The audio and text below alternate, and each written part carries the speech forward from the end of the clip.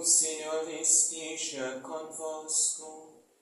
Está no meio de nós. Proclamação do Evangelho de Jesus Cristo, segundo João. Glória a vós, Senhor. No dia seguinte, João viu Jesus aproximar-se dele e disse: Eis o Cordeiro de Deus, que tira o pecado do mundo. Dele é que eu disse: depois de mim vem um homem que passou à minha frente, porque existia antes de mim. Também eu não o conhecia. Mas se eu vim batizar com água, foi para que ele fosse manifestado a Israel. E João deu testemunho dizendo: eu vi o Espírito descer como uma pomba do céu e permanecer sobre ele. Também eu não o conhecia, mas aquele que me enviou batizar com água me disse: aquele sobre quem vires o Espírito descer e permanecer, este é quem batiza com o Espírito Santo.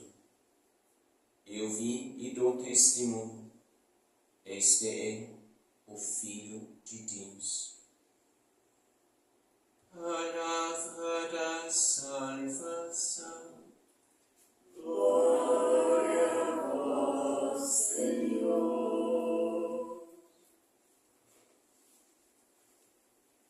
Em nome do Pai, e do Filho, e do Espírito Santo. Amém. Caríssimos irmãos e irmãs em Cristo, estamos aqui na intersecção do momento em que se encerra a oitava do Natal, onde ficamos todos encantados e extasiados aos pés do menino Jesus no presépio.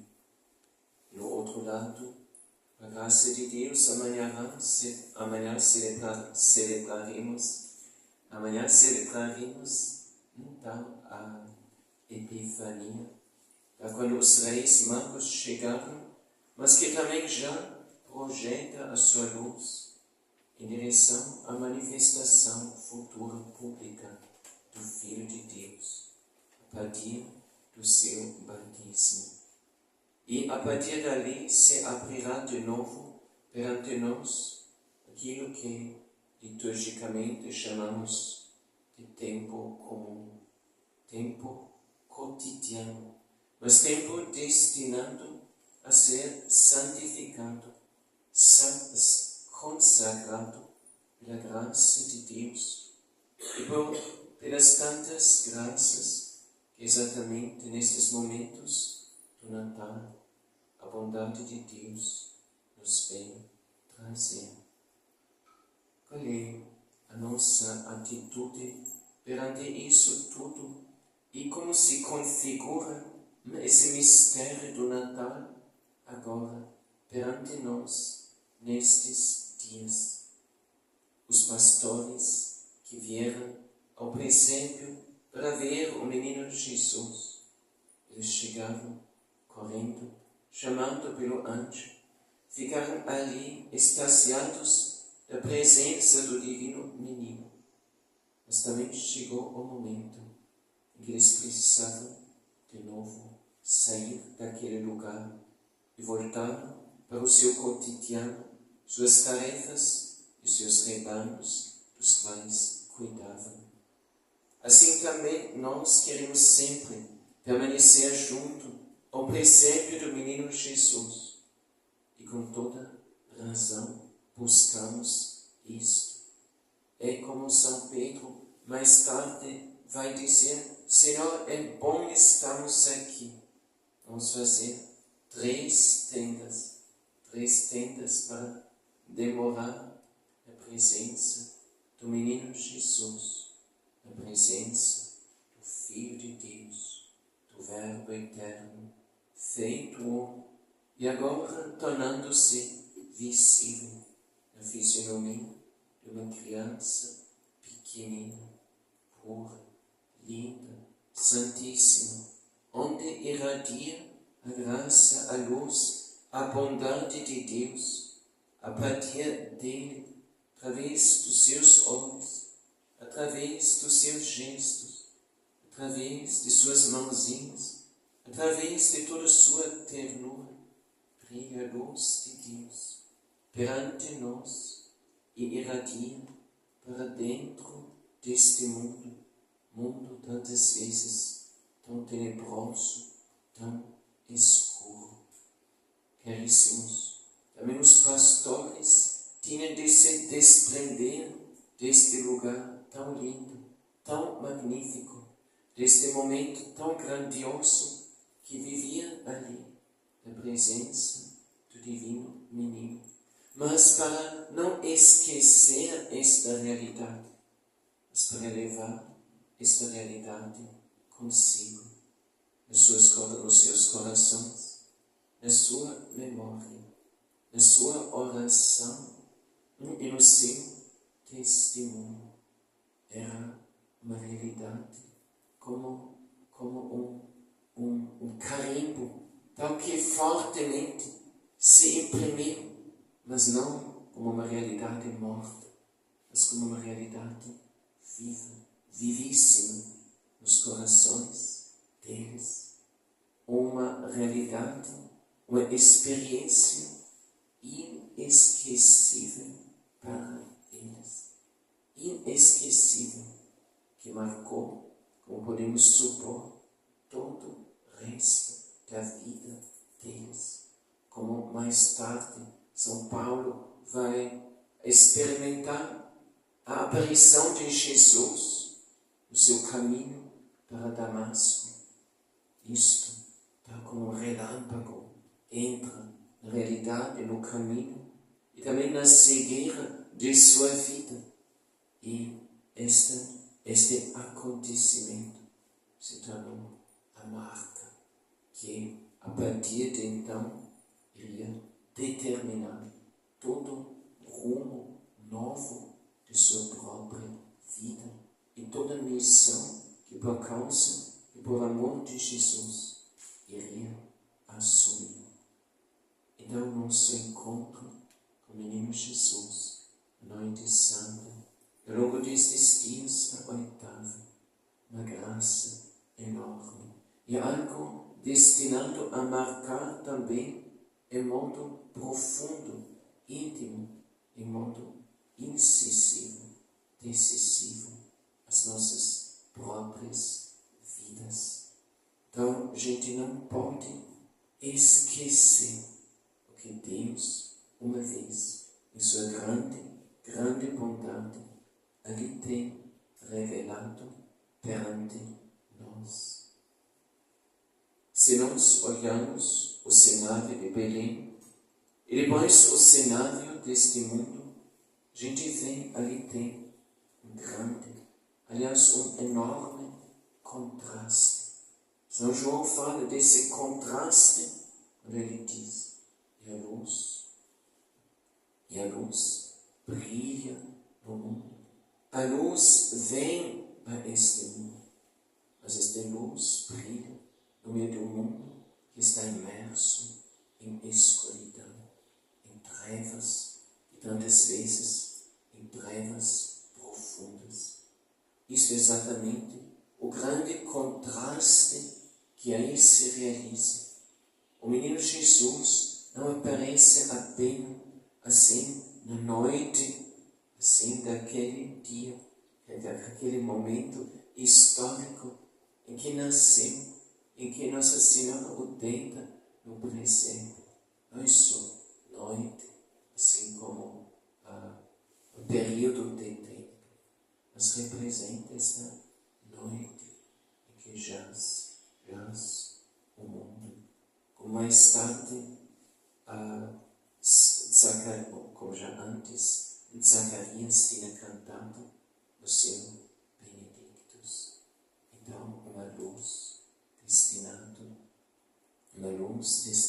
a iluminar aqueles ainda jazem nas trevas. E como pouco depois, já ouvimos também este Evangelho nestes dias, Simeão no templo vai falar luz para iluminar as nações que ainda vivem grandemente longe de Deus. Então a luz veio às trevas e os próprios pastores que tinham chegado ao princípio também experimentaram isso. A longa expectativa do povo de Deus que peregrinava no meio de provações e tribulações, os momentos altos e baixos de sua própria história, com um grito crescente para a chegada do Messias, também experimenta esta luz. Sim, finalmente chegou aquele a quem a gente tanto esperava, mesmo que eram poucos que tomaram consciência disto. O nosso muito estimado Papa Bento XVI, Joseph Ratzinger, no seu tempo, ainda como cardeal e professor, ainda antes, escreveu um livro sobre Nossa Senhora como imagem perfeita do povo de Israel, como filha de Sião. Exatamente toda esta expectativa messiânica do povo de Deus se concentrou em Maria Santíssima, no seu coração imaculado. Nenhuma pessoa, nenhum membro do povo de Israel, desejava tanto a vinda do Messias. Nenhum membro do povo de Israel, nem no tempo em que Jesus iria vir, nem em gerações antes, tinha um conhecimento tão claro como ela sobre o plano de Deus, de enviar o seu Filho para esta terra, para ele se tornar o seu Messias, o seu Redentor, o Salvador deste povo.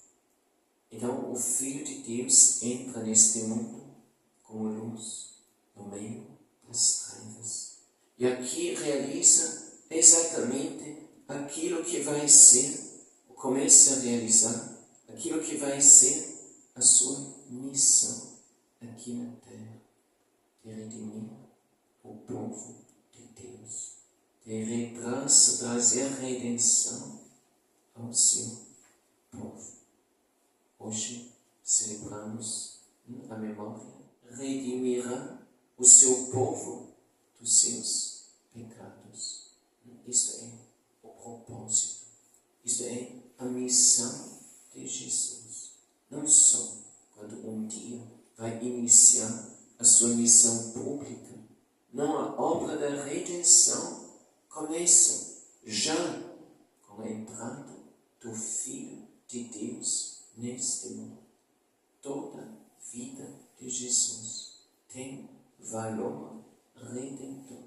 Cada segundo, cada instante em que Jesus está nesse mundo, em condição humana, já é operar, realizar, passo após passo, da obra da redenção. Tu lhe darás o nome de Jesus, porque ele salvará o seu povo dos seus pecados. O nome de Jesus significa Deus salva. A gente hoje pode meditar um pouquinho o que significava para São José, e mais ainda para Nossa Senhora, que recebe a mesma tarefa de nomear este seu filho com o nome de Jesus.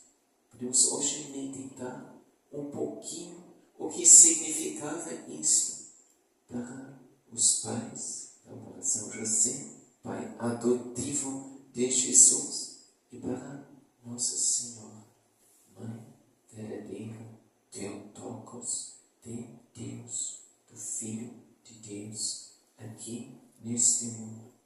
Então, chamar o Filho de Deus, feito homem, com o nome de Jesus, não é apenas uma forma de chamar a atenção dele, então atrair a atenção dele, para pedir que ele ficasse aqui perto para alguma tarefa que a gente quer confiar, ou algo assim. É algo muito mais. Cada vez que Nossa Senhora pronunciou esta palavra, Jesus, com isto se evocava para ela toda a missão que Deus Pai tinha confiado ao seu Filho, que Nossa Senhora ainda não conhecia assim, não conhecia o futuro, mas ela podia, assim, a partir das profecias e os textos do Antigo Testamento, que todos falavam de uma e de outra forma do Filho de Deus, do Logos feito carne, do Redentor do seu povo. Ela podia intuir o que significava este nome e a missão que está ligada a este nome. Quantas vezes nós rezamos e pronunciamos também tantas vezes o nome de Jesus. Mas o que nós estamos pensando ao pronunciar este nome? Então, este nome ecoava profundamente, então, com uma repercussão para nós difícil para imaginar. Este nome ecoava profundamente no coração imaculado de Maria. Ela lembrava, e quantas vezes ela deveria ter lembrado as palavras do anjo São Gabriel na Anunciação, onde abria perante os olhos dela a missão que o seu filho, e junto com ela mesma iria assumir. Tu lhe darás o nome de Jesus, porque ele salvará o seu povo dos seus pecados. Como entender essas palavras do anjo? Como isto se vai realizar? Cada passo que a Sagrada Família vai seguindo, cada passo dando mais alto, essa pergunta se levanta assim no coração de São José e de Nossa Senhora. Então, ele salvará o seu povo dos seus pecados. E agora, nasce povo.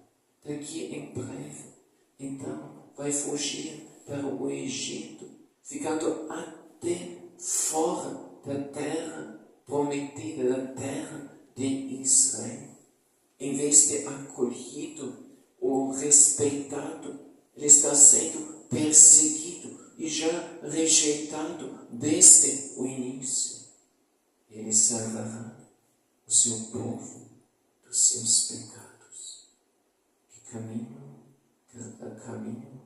assim, exigente, grande, se abre aqui perante São José, Nossa Senhora e o próprio menino Jesus.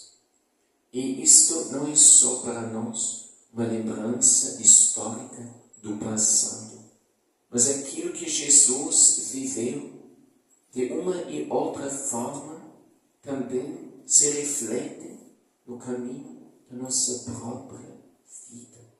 Também nós vamos dizer, desde que resolvemos seguir a Jesus, o nosso caminho não se tornou agora mais tranquilo, mais fácil, mais sossegado e tudo.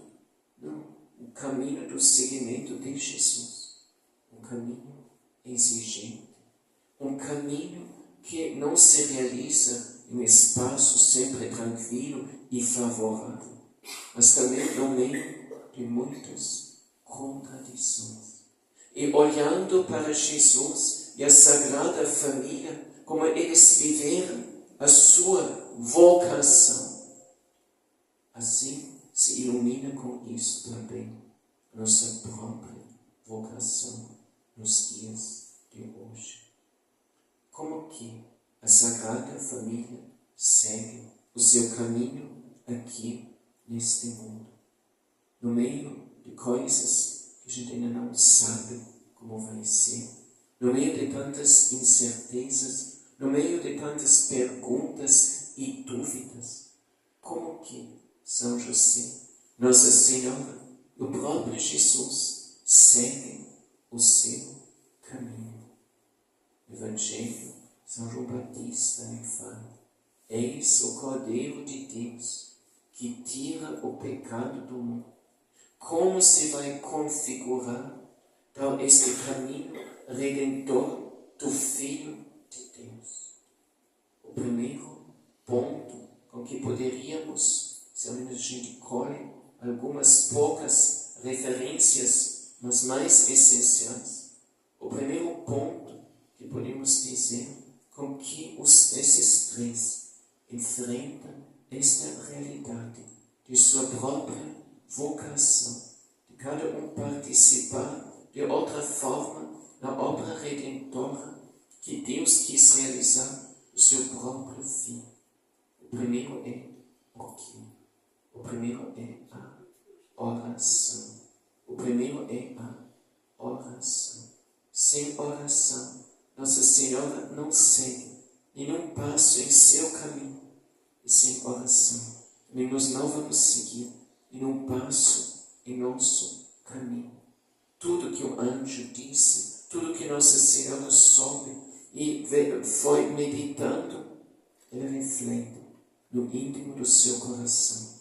Isso se torna oração. Oração contínua. Orai sem cessar.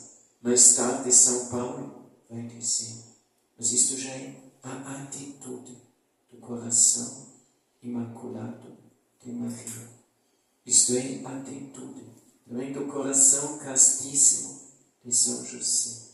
E isto é a atitude, antes de tudo, do próprio Filho de Deus, em cada passo do seu caminho aqui na terra. A oração, o diálogo constante, íntimo, profundo com Deus que está no céu, com o Pai Celeste, que mais tarde vai dizer no batismo de Jesus: este é meu Filho, tão muito amado, nele eu tenho todo o meu prazer. Jesus, não somente na sua vida pública, quando o evangelista vai contar, vai rejubilar no Espírito Santo e dizer: Pai, eu vos louvo, porque escondestes essas coisas aos sábios entendidos e os revelaste aos pequeninos. Esta oração já está dentro, não só do coração do Filho de Deus, mas dentro do coração senta que o Filho de Deus assumiu com sua natureza humana. O coração humano divino, divino humano do Filho de Deus está em oração. Oração constante, desde o primeiro instante do seu caminho redentor aqui nessa terra. Quando o Filho entrar neste mundo, ele disse, assim fala a carta aos Hebreus: oblações e sacrifícios não quisestes, mas preparaste meu corpo. Eis-me aqui para fazer a vossa vontade, ó Pai. Ao menos uma das poucas orações aqui a Bíblia nos revela. Uma das muitas, um dos poucos testemunhos das muitas orações que do coração do Filho de Deus se elevam constantemente do chão dessa terra até ao Pai que está no céu. O caminho redentor de Jesus aqui na terra é um caminho de oração, um caminho incessante de oração, um caminho incessante de adoração, um caminho incessante de intercessão. Caminho do Filho de Deus, caminho redentor. E já o menino Jesus é o Redentor presente aqui neste mundo, o caminho da oração. E assim também a nossa participação no caminho redentor de Jesus. São Paulo fala, eu completo na minha carne o que ainda falta nos padecimentos de Cristo Jesus. Então, se somos membros no corpo de Cristo, e se Cristo é o Redentor do mundo, todos nós somos, como os membros ajudam a cabeça, cooperar na obra redentora de Cristo, nosso Senhor, a grande e nobre e indispensável missão da Igreja aqui neste mundo. Mas se nós seguimos assim a nosso Senhor no seu caminho redentor, precisamos também nós tornar-nos pessoas de oração. Pessoas de oração incessante. Porque nós vamos ver, e provavelmente já descobrimos, que nós, embora que podemos percorrer muitos caminhos aqui neste mundo, mas nós não vamos cooperar na obra redentora de Cristo sem pela oração, pelo diálogo confiante e íntimo unido a Ele. Estamos sempre e sempre unidos a Ele, não só habitualmente, mas unidos a Ele conscientemente, intimamente. E o próprio menino Jesus reza ao seu Pai Celestial, mas Ele reza também a Nossa Senhora. Existem algumas imagens que uma vez vi dessa escola cusquina de arte, onde os missionários ensinaram aos indígenas também a pintura. Eles depois traduziram isto assim, no modo como eles pensam, imaginam as coisas, e nasceu uma síntese muito linda entre o barroco europeu e a arte nativa, sim, aqueles povos daquela região no Peru, nos Andes de Peru. E aí existem umas imagens muito lindas com Nossa Senhora, com o menino Jesus. Nossa Senhora está segurando não só o terço, mas o rosário, o grande rosário, com 150 contas em suas mãos. Nossa Senhora está segurando com uma mão o rosário, com outra mão está segurando o menino Jesus. O menino Jesus está também segurando.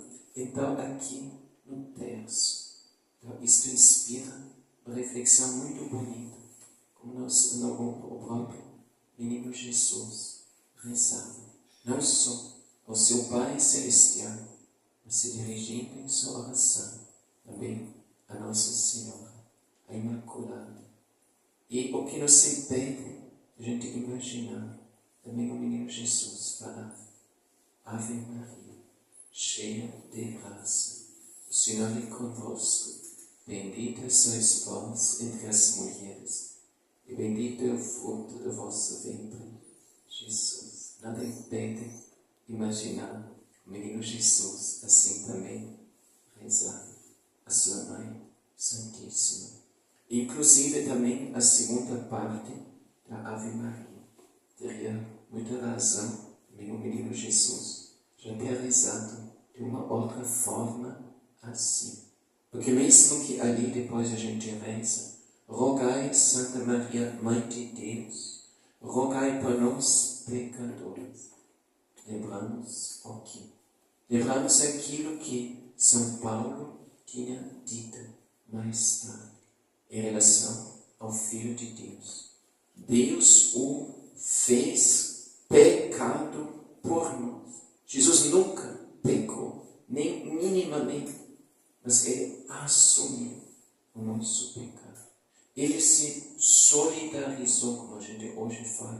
conosco, pecadores. Ele se coloca, vamos ver, na fileira daqueles que se aproximaram de São João Batista para receber um batismo de conversão. Jesus não precisava de conversão. Ele já andava convertido, voltado com todo o seu coração para o Pai. Mas ele se solidarizou. Ele entrou nas águas do Jordão para ser batizado, quer dizer, purificado por São João Batista. Não precisava disso. Então também podemos pedir ao menino Jesus, rezar conosco. Santa Maria, Mãe de Deus, rogai por nós, pecadores, agora e na hora da nossa morte. Amém. Então, o menino Jesus, assim Nossa Senhora, olhando o seu menino, também já tem de uma e de outra forma perante si, não só o futuro imediato, mas também o futuro longínquo. E pergunta como um dia esta criança vai finalizar a sua vida no meio de um povo que já no início mostra tanta desconfiança e tanta hostilidade. Primeiro é a oração. A oração de Nossa Senhora, oração do Filho de Deus, oração de São José, permeia toda a sua vida. Cada passo que eles estão fazendo. Na Sagrada Família, provavelmente, não havia assim, como hoje este mundo. Então, essas coisas poucas que não têm sentido. As pessoas perdem o seu tempo à toa. Não, era uma vida, sim, natural, humana, verdadeira, mas imersa na luz de Deus. Porque vivido por 3 pessoas imersas constantemente e conscientemente na luz de Deus. A oração. E a oração exatamente abre o caminho no meio de tantos obstáculos, impedimentos e tudo mais. A gente vai seguir o caminho. A vida não é fácil, nós notamos isso. Mas este caminho se abre lá onde a gente vai rezando. E aí se vai cumprindo a promessa de Deus que disse: eis eu envio o meu anjo em tua frente. Caminho para Belém. Então o caminho depois para Egito, mais nitidamente orientado e pavimentado pelas orientações, instruções do anjo de Deus. Eis, envio o meu anjo em tua frente. Isso se aplica primeiro ao caminho não fácil, duro, exigente do próprio Messias Redentor, quando ele vem a este mundo. A oração constante, e a esta se une o que? Aliás, o Santo Terço, Santo Rosário, a grande escola da oração constante, através do qual nós aprendemos a entrar na oração constante de Maria Santíssima e do próprio Jesus. Mas a isto se une um outro ponto sucessivo, igual a este. Perante os desafios, perante as cobranças, às vezes duras, deste mundo, perante os sofrimentos que o caminho do Filho de Deus implica aqui na terra. Caminho de muitas, tantas renúncias. Não tem apenas, não tem que se limitar apenas ao necessário. Às vezes nem tem o necessário. Não somente pobreza, mas tantas vezes pobreza extrema. Qual é o segundo ponto neste caminho? O segundo ponto é o oferecimento. Então o Filho de Deus, Nossa Senhora São José, não se revolta no seu caminho. Quantas vezes, se nós experimentamos algo difícil, já ficamos aborrecidos em nosso coração, já queremos recuar, já começamos assim, já surgem pensamentos negativos em nossa mente. E depois, de fato, aquilo que a gente queria ou deveria fazer não dá certo. Mas não por falta da graça de Deus, mas porque a gente não confiou, não acreditou o suficiente. E porque a gente desviou exatamente perante esta pequena provação, perante esta pequena dificuldade que a gente está vivendo, começou a desviar o seu olhar de Jesus e começou a afundar. Então não nos aborreceu, mas ofereceu. Uma pequena, ao mesmo tempo grande diferença entre estas duas palavras, que significam duas atitudes diferentes. Crer, confiar, prosseguir, exatamente quando algo se torna difícil, exatamente quando aparecem obstáculos em tudo. E não deixar o espírito da dúvida de entrar em nosso coração. Não deixar o negativismo penetrar em nosso interior. E começamos a afundar. Então, o segundo ponto e passo decisivo no caminho redentor de Jesus é o oferecimento. Jesus oferece o seu sacrifício, não somente no final de sua vida, no alto do Gólgota.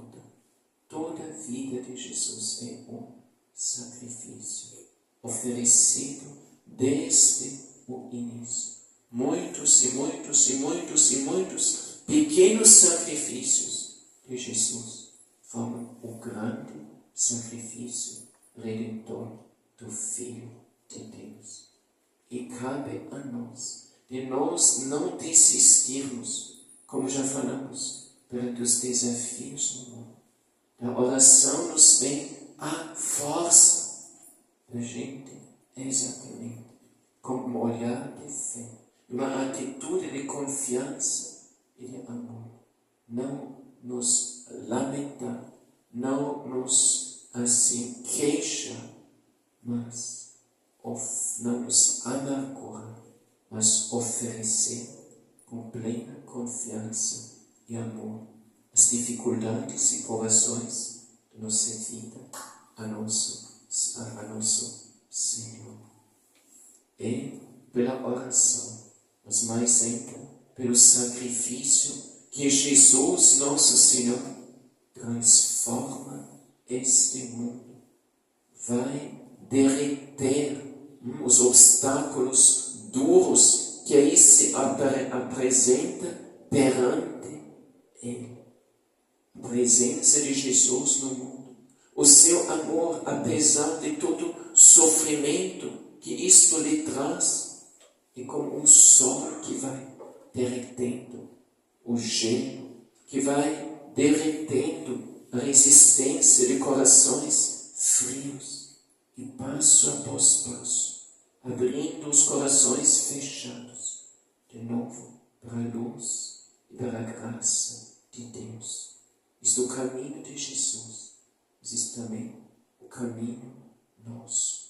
Não recuar perante a cruz. Jesus não recuou perante a cruzinha pequenina que ele já carrega como menino Jesus no presépio. Jesus não recuou perante a cruz já maior de sua vida posterior cotidiana. Jesus não recuou perante a cruz grande do Gólgota.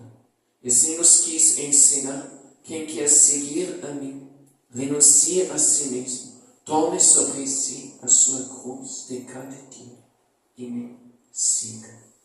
E o terceiro ponto, precisamos terminar, o terceiro ponto então é edificar. Não só nos entregar a uma ideia que precisamos ser vítimas e sofredores aqui neste mundo. Faz parte da nossa vida, sim. queremos seguir ao Filho de Deus. Mas no meio de tudo isso, precisamos também fazer algo além. Edificar, construir, tomar iniciativa de, apesar de tudo, ir para frente, fazer o bem, ensinar aos outros de fazer o bem, mesmo que tantas vezes, talvez, não vemos um êxito imediato. Jesus é um grão de trigo, um grãozinho que cai na terra, mas para produzir um fruto multiplicado. Todos os santos tinham esta coragem de seguir por este caminho. Apesar de uma situação impossível, a gente lembra quando os primeiros jesuítas chegaram aqui no Brasil, este continente enorme, e um grupinho de uns 5 jesuítas que chegou para cá para evangelizar esse território. Mesmo hoje, com carro, com avião, ônibus e tudo, ainda é muito grande para nós. Isso é o nosso caminho, está no seguimento do menino Jesus. Ele não está aqui passivo, ele já é ativo desde o primeiro instante de sua vida terrena. Já no ventre de Maria Santíssima, ele santifica tal São João Batista. Ele, tal aos pastores, apenas vendo o menino Jesus voltar para os seus rebanhos e tudo renovado e transformado. Assim também a nossa presença aqui neste mundo não pode ser só uma presença passiva, mas sustentado, alimentado, iluminado, guiado por Jesus, o Cordeiro de Deus. Queremos corajosamente também seguir o nosso caminho, cotidianamente buscando a sua presença na Santíssima Eucaristia, cotidianamente meditando o seu exemplo, os seus ensinamentos, acolhendo Ele mesmo dentro de nós, para nós conformando a nossa vida, associando a nossa vida, colocando a nossa vida em consonância com a vida dele. Aprendemos mesmo a assumir esta vocação extremamente desafiadora de cristão católico aqui neste mundo.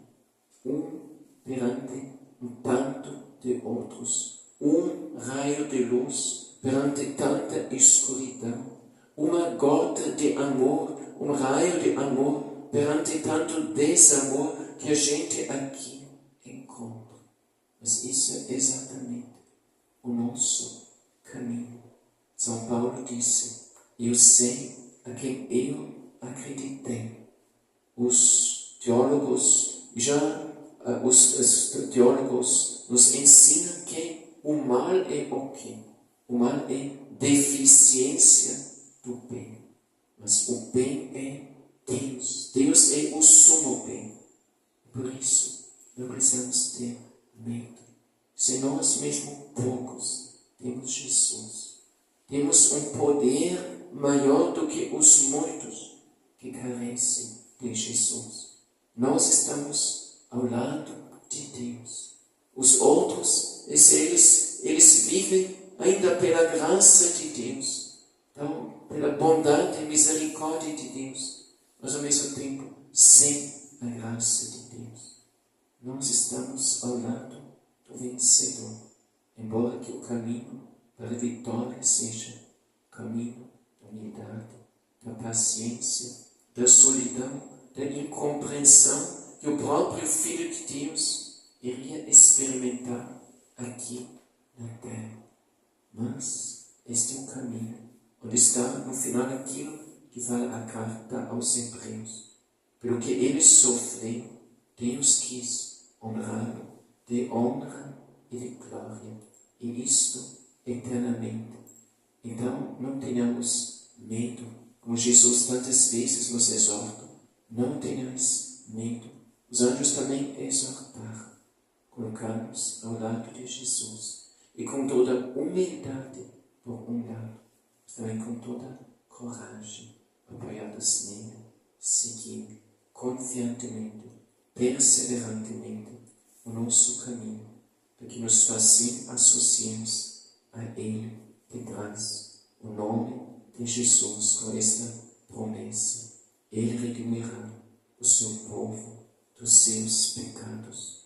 Jesus deseja ardentemente encontrar cada um de nós, para que na comunhão que Ele realiza conosco, Eucaristia, colaboradores, seguidores, colaboradores generosos e corajosos, para que a sua luz, a sua graça, a sua presença, o seu poder redentor possa irradiar sobre não somente alguns poucos, mas sobre toda a Santa Igreja e este mundo